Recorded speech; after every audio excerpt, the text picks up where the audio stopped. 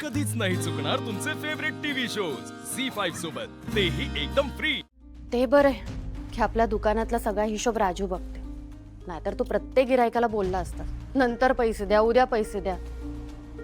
पण सूर्या, मी असं काही म्हणतच नाहीये की हे सगळे पैसे तू स्वतःसाठी वापर। तू एक काम कर ना, ह्या पैशांनी आपल्या तेजूसाठी छानसा दागिना बनव, नाही म्हणजे तिच्या अडीअडचणीला एक स्त्रीधन राहिलेला बरा ना। डॅडींकडे हे पैसे असते तर त्यांच्या तिजोरीतच पडून राहिले असते, पण आता आपल्या तेजूकडे एक ह्या पैशांनी दागिना बनेल बघ। बरोबर आहे तुझा, यो आहेर तिचा आहे, आपण तिच्यासाठीच दागिना करूया। हे घे।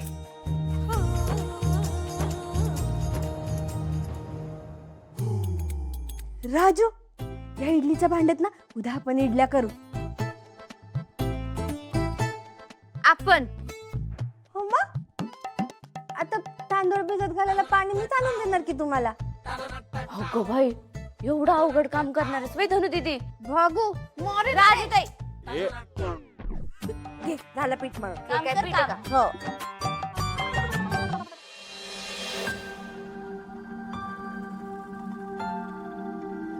मी काय म्हणतो तुळजा, आपण तेजूला तिच्या लग्नात दागिना केलाच की, पण शत्रूसाठी काहीच केलं नाही।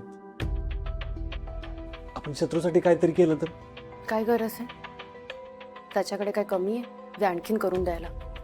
अगं तसं नाही, पण जावाई म्हणून काहीतरी मान असतो ना। हे बघ, मुळात म्हणजे मला असे जावाईच आवडत नाही जे सतत आपल्या सासरकडच्या माणसांकडून कशा ना कशाची तरी अपेक्षा ठेवत बसतात। आधीच इथे मुलांना मुली मिळत नाहीत लग्नाला, आणि त्यात तुमची कशी बशी लग्न झालीत, तर जरा सुधरा ना। हे बघ, डॅडीने दिवा घेऊन जरी शोधलं असतं ना, तरी आपल्या तेजूसारखी त्यांना मुलगी मिळालीच नसती। अगं हो तुळजा, पण भाऊ म्हणून मी कर्तव्यात कमी पडलो असं वाटेल नको ना डॅडींना।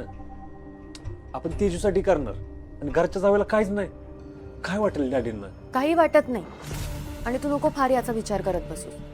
आता कुठे एका बहिणीचं लग्न झालंय आणि पुढे तुला 4-4 सोयरे सांभाळायचे। झोप आता, आणि शत्रूसाठी आपण काही करणार नाही आहोत। तुळजा, असा हट्ट करतेस बघ तू। जाऊ दे, तुझ्याशी नाही वाद घालायचा मला।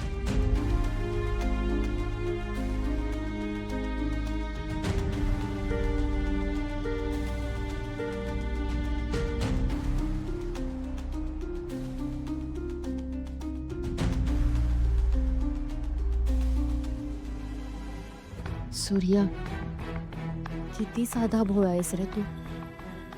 डॅडीने तुला अजून फसवण्याआधी मला लवकरात लवकर डॅडींचं सत्य तुझ्या समोर आणावंच लागेल। लवकरच कशाला, उद्याच सोक्षमोक्ष लागायला हवा याचा। झी5 ॲप डाउनलोड करा आणि पहा सर्व एपिसोड्स एकदम फ्री।